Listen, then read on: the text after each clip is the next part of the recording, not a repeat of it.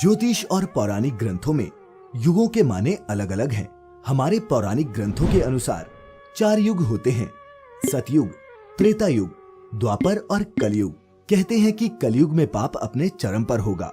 वर्तमान में यही कलिकाल अर्थात कलयुग चल रहा है। ग्रंथों में इस युग में क्या क्या होगा या घटेगा ये स्पष्ट लिखा गया है। यह भी है कि इस युग में जब भी कहीं प्रलय होगी तो सिर्फ हरि कीर्तन ही उससे मनुष्य जाति को बचाएगा। तो दर्शकों, आइए मिलकर जानते हैं पुराणों में कलयुग का व्याख्यान और ये कि कलयुग में सावधान क्यों रहें। नमस्कार और स्वागत है आप सभी का द डिवाइन टेल्स पर एक बार फिर। पर इससे पहले कि वीडियो शुरू करें, आपको बता दें अमेज़न पर द डिवाइन टेल्स स्टोर के बारे में। डिस्क्रिप्शन में दिए लिंक पर क्लिक करके आप धार्मिक वस्तुएं, किताबें, वस्त्र और पूजा सामग्री आदि खरीद सकते हैं।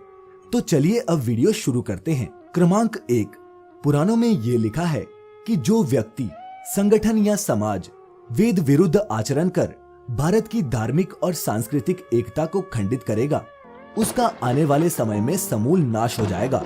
पुराणकार मानते हैं कि जैसे जैसे कलयुग आगे बढ़ेगा वैसे वैसे भारत की गद्दी पर वेद विरोधी लोगों का शासन होने लगेगा। ये ऐसे लोग होंगे जो जनता से झूठ बोलेंगे और अपने कुतर्कों द्वारा एक दूसरे की आलोचना करेंगे। इन लोगों का कोई धर्म नहीं होगा, ये सभी विधर्मी होंगे। ये सभी मिलकर भारत को तोड़ेंगे और अंततः भारत को एक अराजक भूमि बनाकर छोड़ देंगे। क्रमांक 2, भागवत पुराण में लिखा है, जब सभी वेदों को छोड़कर मनुष्य संस्कार शून्य हो जाएंगे तब ऐसे लोग सत्ता पर काबिज होंगे जो सबके सब परले सिरे के झूठे, अधार्मिक और स्वल्प दान करने वाले होंगे। दूसरे की स्त्री और धन हथिया लेने में ये सदा उत्सुक रहेंगे। ना तो इन्हें बढ़ते देर लगेगी और ना ही घटते। इनकी शक्ति और आयु कम हो जाएगी। राजा के वेश में ये मलेच्छ ही होंगे। छोटी बातों को लेकर ये क्रोध के मारे आग बबूला हो जाएंगे। लूट खसोट कर अपनी प्रजा का खून चूसेंगे। जब ऐसा शासन होगा तो देश की प्रजा में भी वैसा ही स्वभाव, आचरण और भाषण की वृद्धि होगी। राजा लोग तो उनका शोषण करेंगे ही, आपस में भी वे एक दूसरे को उत्पीड़ित करेंगे और अंततः सब के सब नष्ट हो जाएंगे। नंबर 3, भविष्योत्तर पुराण के अनुसार ब्रह्मा जी ने कहा, हे नारद, भयंकर कलयुग के आने पर मनुष्य का आचरण दुष्ट हो जाएगा और योगी भी दुष्ट चित्त वाले होंगे। संसार में परस्पर विरोध फैल जाएगा और विशेषकर राजाओं में चरित्रहीनता आ जाएगी। देश देश और गांव गांव में कष्ट बढ़ जाएंगे। संत जन दुखी होंगे। अपने धर्म को छोड़कर लोग दूसरे धर्म का आश्रय लेंगे। देवताओं का देवत्व भी नष्ट हो जाएगा और उनका आशीर्वाद भी नहीं लगेगा। साथ ही मनुष्यों की बुद्धि धर्म से विपरीत चलती जाएगी। क्रमांक 4, महर्षि व्यास के अनुसार कलयुग में मनुष्यों में वर्ण और आश्रम संबंधी प्रवृत्ति नहीं होगी। वेदों का पालन कोई नहीं करेगा। कलयुग में विवाह को धर्म नहीं माना जाएगा। शिष्य गुरु के अधीन नहीं रहेंगे। पुत्र भी अपने धर्म का पालन नहीं करेंगे। कोई किसी भी कुल में पैदा क्यों ना हुआ हो, जो बलवान होगा वही कलयुग में सबका स्वामी होगा। सभी वर्णों के लोग कन्या बेचकर निर्वाह करेंगे और कलयुग में जो भी किसी का वचन होगा उसी को शास्त्र माना जाएगा। क्रमांक 5, कलयुग में थोड़ा सा धन आने से मनुष्यों में बड़ा घमंड होगा। स्त्रियों को अपने केशों पर ही रूपवती होने का गर्व होगा। कलयुग में स्त्रियां गरीब पति को त्याग देंगी। उस समय धनवान पुरुष ही स्त्रियों का स्वामी होगा। जो अधिक देगा उसे ही मनुष्य अपना स्वामी मानेगा। कलयुग के लोग प्रभुता के कारण ही संबंध रखेंगे। नंबर 6, कमाया गया धन घर बनाने में ही समाप्त हो जाएगा। इससे दान पुण्य के काम नहीं होंगे और बुद्धि धन के संग्रह में ही लगी रहेगी। सारा धन उपभोग में ही समाप्त हो जाएगा। कलयुग की स्त्रियां अपनी इच्छा के अनुसार आचरण करेंगी। विलासता में ही उनका मन लगा रहेगा। अन्याय से धन पैदा करने वाले पुरुषों में उनकी आसक्ति होगी।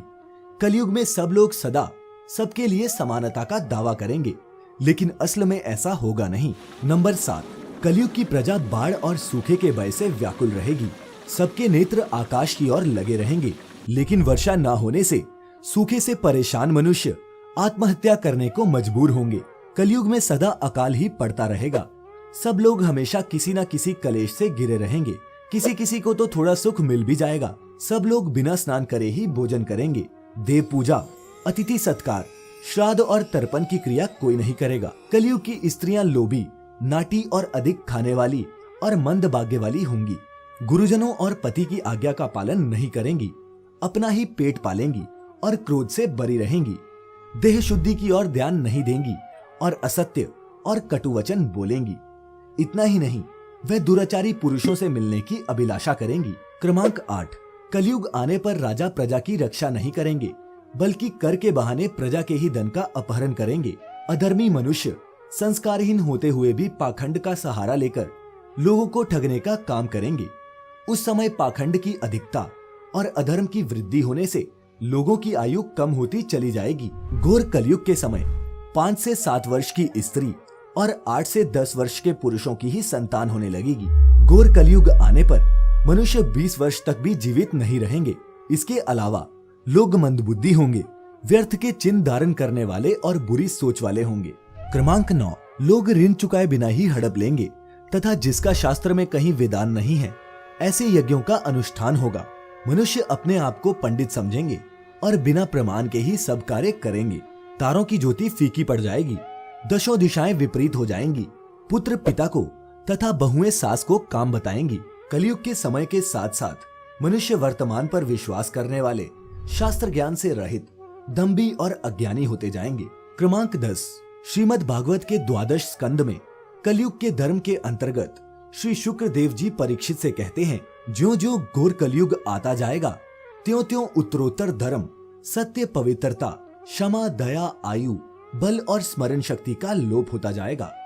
कलयुग के अंत के समय बड़े बड़े भयंकर युद्ध होंगे, भारी वर्षा, प्रचंड आंधी और जोरों की गर्मी पड़ेगी। लोग खेती काट लेंगे, कपड़े चुरा लेंगे, पानी पीने का सामान और पेटियां भी चुरा ले जाएंगे। चोर अपने ही जैसे चोरों की संपत्ति चुराने लगेंगे, हत्यारों की भी हत्या होने लगेगी, लोगों की आयु भी कम होती जाएगी। कलयुग के अंत में जिस समय कल की अवतार अवतरित होंगे, उस समय मनुष्य की परम आयु केवल 20 या 30 वर्ष ही रह जाएगी। जिस समय कल की अवतार आएंगे, तब मनुष्य की लंबाई काफी घट चुकी होगी। अब अंत में इस घोर कलयुग से बचने का एकमात्र तरीका ये है कि व्यक्ति को वेदों की ओर लौट आना चाहिए और हरि कीर्तन करके खुद को सुरक्षित रखना चाहिए। क्या ये सब लक्षण आज हम सबके सामने नहीं हैं? नीचे कमेंट्स में हमें अपने विचार अवश्य बताएं। मिलेंगे फिर एक अन्य आध्यात्मिक वीडियो के साथ किसी और दिन। जुड़े रहें द डिवाइन टेल्स परिवार के साथ यूट्यूब और फेसबुक पर। फिलहाल आज के लिए इतना ही। आपका बहुत बहुत शुक्रिया।